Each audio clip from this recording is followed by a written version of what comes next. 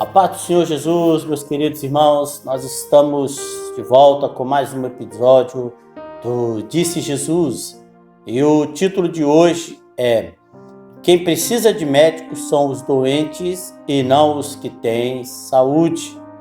E o episódio que nós vamos falar, ele encontra-se nos 3 evangelhos sinópticos, que é o evangelho de Mateus, de Marcos e de Lucas.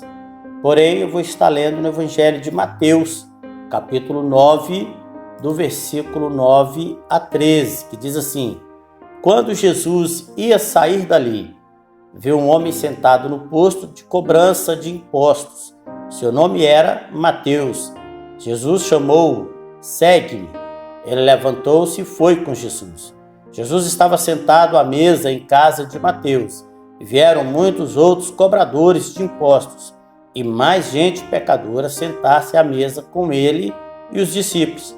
Ao verem isso, os fariseus perguntavam aos discípulos: por que é que o vosso mestre se senta à mesa com os cobradores de impostos e gente pecadora? Jesus ouviu isso e explicou: não são os que têm saúde que precisam de médico, mas sim os que estão doentes. Vão aprender o que significam essas palavras da Escritura: prefiro a misericórdia e não os sacrifícios. Eu não vim chamar os justos, mas sim os pecadores. Amém. Glória a Deus. Palavra maravilhosa do Senhor Jesus, palavra poderosa de esperança para as nossas vidas. Bom, meus queridos irmãos, o que está acontecendo aqui? Vamos entender aqui o que se passa, né? Primeiro, antes desse acontecimento, nós vemos que os versículos anteriores, Jesus estava na Galileia e ele estava em casa. E multidões começaram a seguir Jesus, a ir ter com Jesus para ouvir Jesus. E uma multidão vai à sua casa. E entre eles, o Evangelho de Lucas, capítulo 5, versículo 17, vai dizer que haviam muitos fariseus e doutores da lei, de toda a Galileia e até da Judéia, naquela casa, para ali ouvir Jesus. E o que acontece? Os fariseus, doutores da lei, eles são a elite, a liderança da religião judaica, né, da comunidade judaica. E eles estão ali naquela casa ouvindo Jesus, quando 4 amigos vão ter com Jesus para levar um paralítico para ser curado. Eles não conseguem entrar em casa, eles vão subir no telhado, eles vão abrir o telhado e descer com aquele amigo pelo telhado. Aí Jesus, a primeira coisa que Jesus faz é dizer para aquele paralítico: os teus pecados estão perdoados, porque viu a fé daqueles homens. Mas os escribas, os doutores da lei, vão censurar Jesus por perdoar pecados, né? Então Jesus, para mostrar a eles, que Jesus tinha poder, que ele vinha da parte de Deus, ele vai dar ordem ao paralítico para levantar e andar. Ele vai curar o paralítico. Então, a multidão começa, cada vez mais a ir ter com Jesus. Então, Jesus sai de casa e vai agora para a margem do lago. Para quê? Para falar à multidão, ministrar à multidão ali. E à beira do caminho, indo para o lago, diz a Escritura, né, que à beira do caminho, ele vai passar por uma coletoria de impostos, um lugar onde os judeus iam pagar impostos aos romanos. E lá estava trabalhando um homem chamado Mateus. Seu nome, na verdade, era Levi, era o seu nome judaico. O Evangelho de Marcos e o Evangelho de Lucas vão registrar o seu nome como Levi. Porém, Mateus talvez seja o nome que Jesus deu a ele. E Mateus está ali cobrando impostos. Quando Jesus olha para ele, os cobradores de impostos, só para dizer, eram pessoas odiadas pelos judeus. Os judeus detestavam os publicanos, os cobradores de impostos. Por quê? Porque eles eram judeus e trabalhavam para Roma. E Roma oprimia o povo judeu com muitos impostos, altos impostos, né? Diz alguém que para cada árvore frutífera, cada animal, cada pedaço de terra, os judeus tinham que pagar impostos. Então, isso era humilhante, né, para os judeus e era abusivo para os judeus. Isso. Então, eles detestavam os publicanos, os cobradores de impostos, tinham eles como traidores mesmo, né? o que acontece? Mateus recebe de Jesus um convite extraordinário. Jesus vai dizer para ele, segue. A Bíblia vai dizer que Jesus olhou para Mateus e fez o convite, segue. Que coisa mais linda, né? Jesus não olha como os fariseus, ele não olha como os doutores da lei, ele não olha condenando, ele olha com amor, com misericórdia. Que olhar espetacular de Jesus, aquele olhar de Jesus para Mateus, comoveu Mateus certamente. Certamente ninguém nunca havia olhado para Mateus daquela forma. Os olhares que Mateus recebia eram olhares de crítica, de ódio, talvez.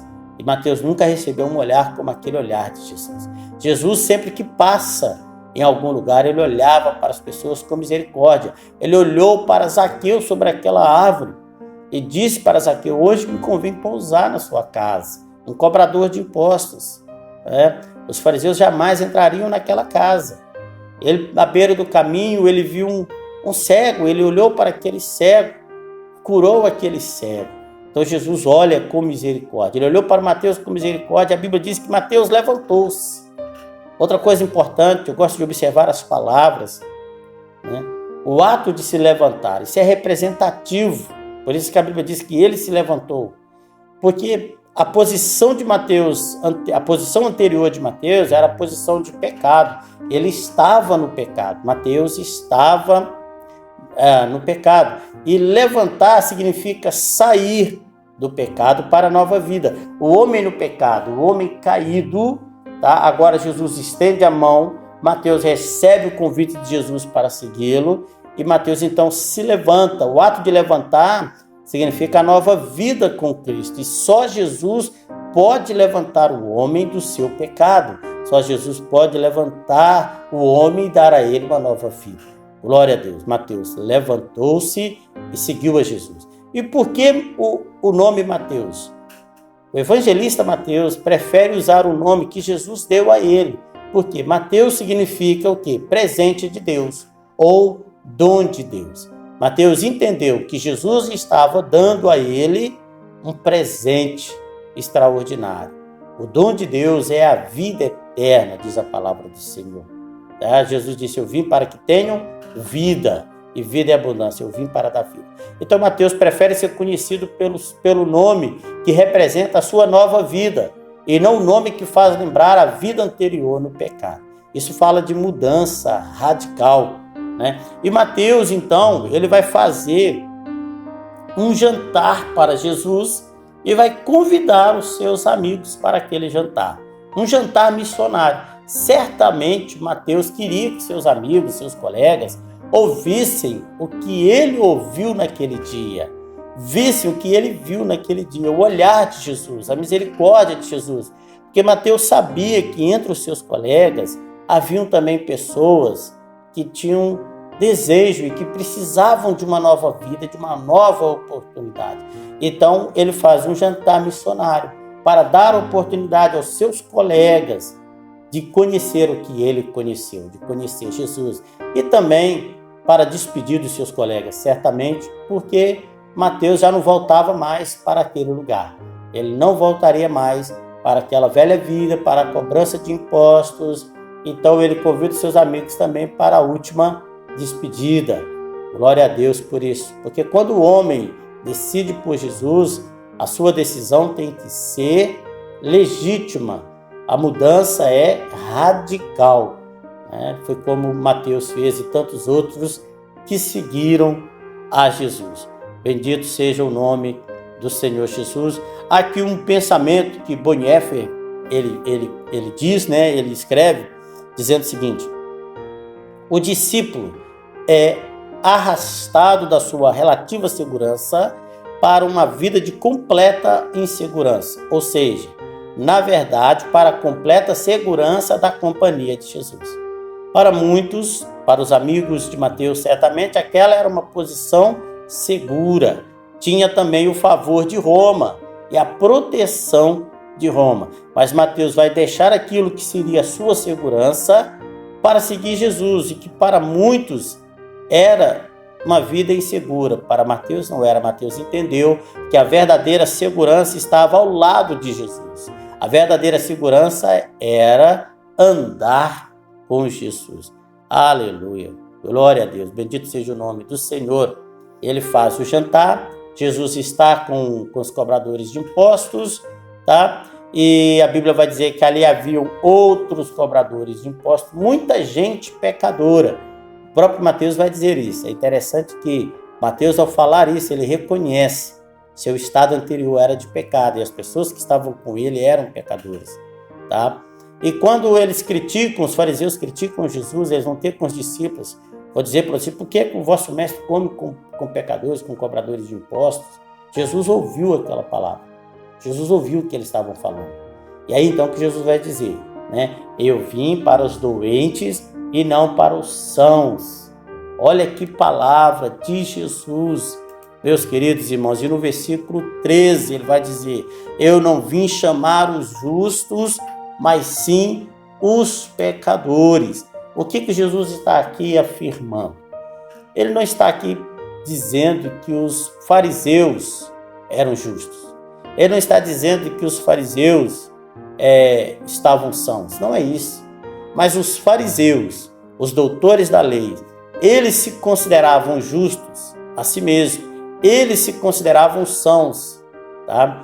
Eles não entendiam que eles precisavam de salvação. Foi por isso que Jesus disse essas palavras. Por quê?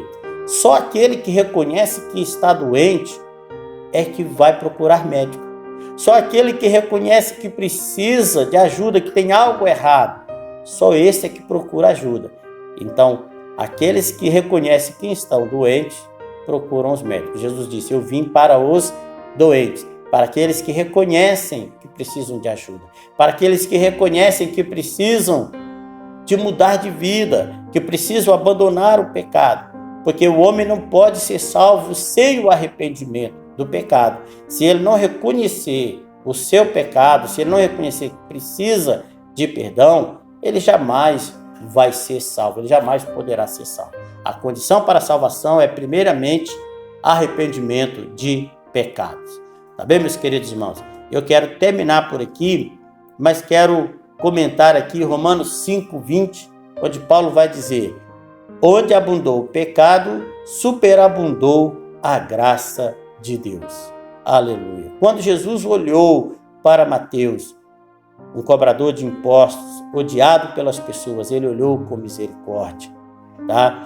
E nós devemos aprender com Jesus, olhar com misericórdia para as pessoas, não olhar com julgamento, não olhar condenando, mas a todos é dado o direito de se arrependerem e de serem salvos.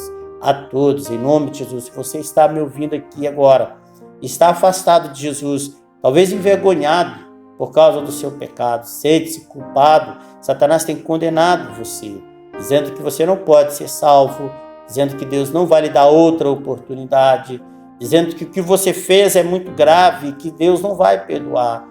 Isto não é verdade, tá bem?